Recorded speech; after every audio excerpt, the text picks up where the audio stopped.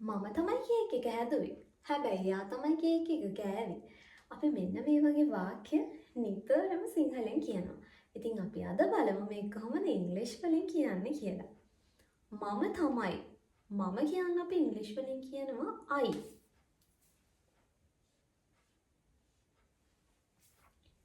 මම තමයි. මේ අයිට පස්සේ අපි දාන්නේ අයිට අදාළ වර්තමාන කාල be verb එක. අයිට අදාළ වර්තමාන කාල be verb එක තමයි am. මම තමයි කියන්න අපි කියනවා I am the one.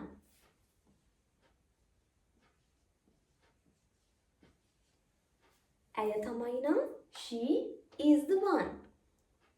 ඔහු නම් he is the one. ඔයා නම් you are the one. You are the one. They are the one. They are the one. මම තමයි මම කියන කෙනා පුද්ගලයෙක් නිසා අපි මේකට දානවා who. I am the one who cake එක හැදුවේ. දැන් already කේක් එක හදලා ඉවරයි. එහෙනම් මේක අයිති වෙන්නේ අතීතයට. කේක් එක හදලා ඉවර නිසා අපි හදනවට ඉංග්‍රීසි වලින් කියනවා make. හදලා ඉවරයි නම් make එකට අදාළ අතීත කාල වචනය තමයි made.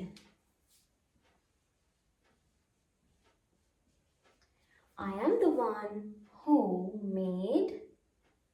කේක් එක ගැන අපි දැන් already දන්නවනේ.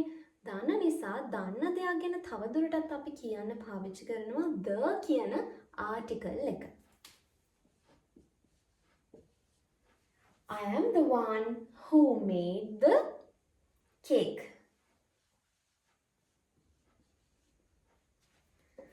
ඔයා තමයි. You are the one. ඇය තමයි. She is the one. She is. මම නැතුව මම හැර අනිත් සියලුම ඒකවචන පදත් එක දාන වර්තමාන කාල be verb එක තමයි is.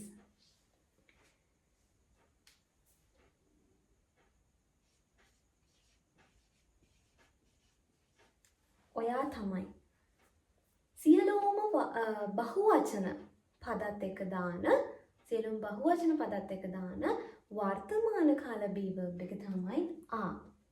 You are the one. She is the one. He is the one. I think it's very easy. So try these.